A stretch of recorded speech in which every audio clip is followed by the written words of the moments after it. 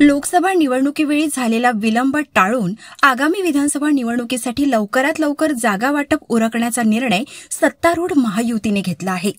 भाजपचे प्रदेशाध्यक्ष चंद्रशेखर बावनकुळे यांनी तर येत्या 10 दिवसात जागा वाटपाची प्रक्रिया पूर्ण करण्याची ग्वाही दिली आहे. महायुतीची शनिवारी बैठक झाली, त्यामध्ये जागा वाटपावर चर्चा झाली. काही जागांवर आमचे एकमत झाले आहे. बैठकीत कुठलीही आकडेवारी मांडण्यात आली नाही. जिंकण्याची क्षमता विचारात घेऊन जागांचे वाटप होईल. महायुतीचे अनेक मित्रपक्ष आहेत, अशी माहिती बावनकुळे यांनी दिली. भारतीय जनता पक्षाचे एकही मत राष्ट्रवादीला पडणार नाही, असा निर्धार लातूर ग्रामीणच्या भाजपाच्या जिल्हाध्यक्षांनी केला आहे.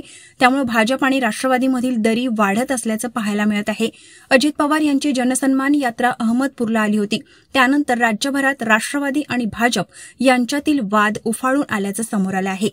अहमदपूर विधानसभा मतदारसंघाचे विद्यमान आमदार बाबासाहेब पाटील हे अजित पवार यांचे कट्टर समर्थक मानले जातात.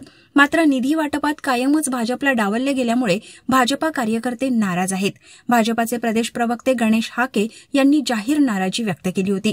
त्यानंतर आता भाजपाचे ग्रामीण जिल्हाध्यक्ष दिलीप देशमुख यांनी राष्ट्रवादीच्या विरोधात जाहीर भूमिका घेतली. महाविकास आघाडीचे हे आंदोलन पूर्ण शुद्ध पद्धतीने राजकीय आंदोलन आहे.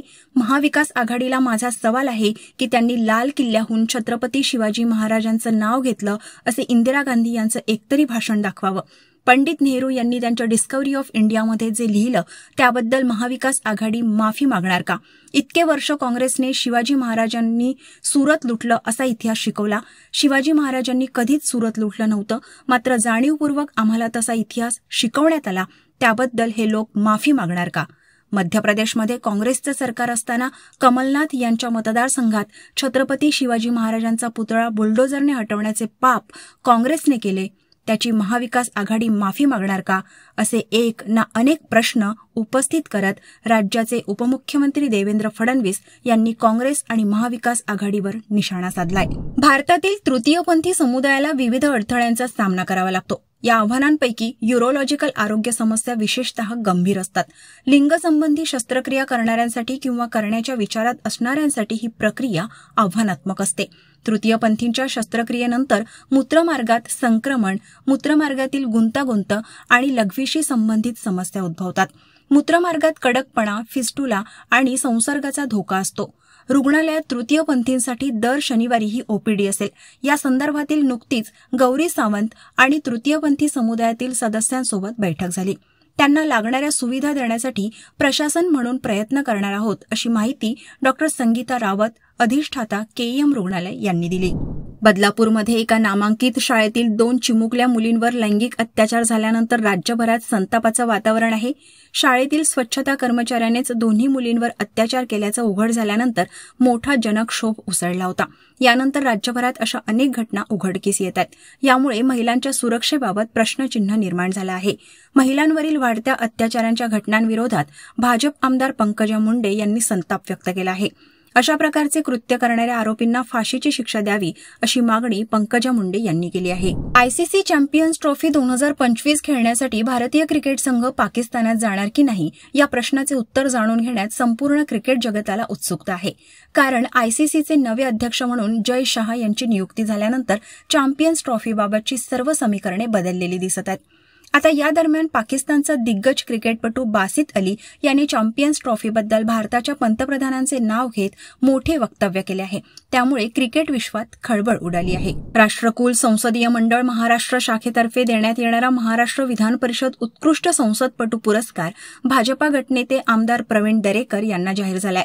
मंगळवार 3 सप्टेंबर 2024 रोजी दुपारी 3:30 वाजता राष्ट्रपती द्रौपदी मुर्मू यांच्या शुभ हस्ते विधानभवनाच्या मध्यवर्ती सभागृहात हा पुरस्कार प्रदान करण्यात येणार आहे.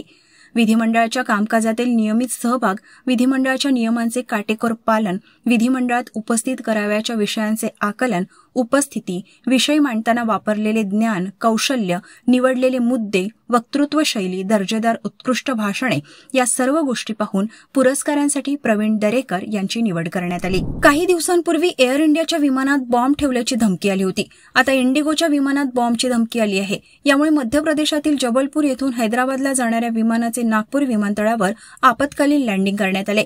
इंडिगोच्या अधिकाऱ्यांनी रविवारी ही माहिती दिली. विमानातील सर्व प्रवासी सुरक्षित आहेत.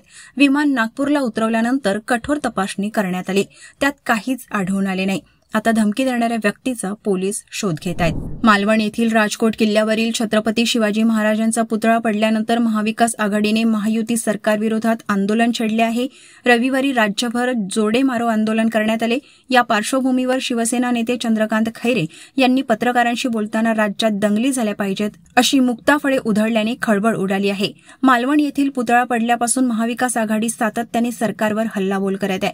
महाविकास आघाडीतील शिवसेना, राष्ट्रवादी काँग्रेस पार्टी आणि काँग्रेस पक्षाचे पदाधिकारी सरकारविरोधात राज्यभर तीव्र निदर्शने करत आहेत. दरम्यान आज महाविकास आघाडीने राज्यात राज्य सरकारला जोडे मारो आंदोलन छेडले होते. रविवारी उपमुख्यमंत्री देवेंद्र फडणवीस छत्रपती संभाजीनगरमध्ये होते. या निमित्ताने महाविकास आघाडीने जोरदार आंदोलन केले.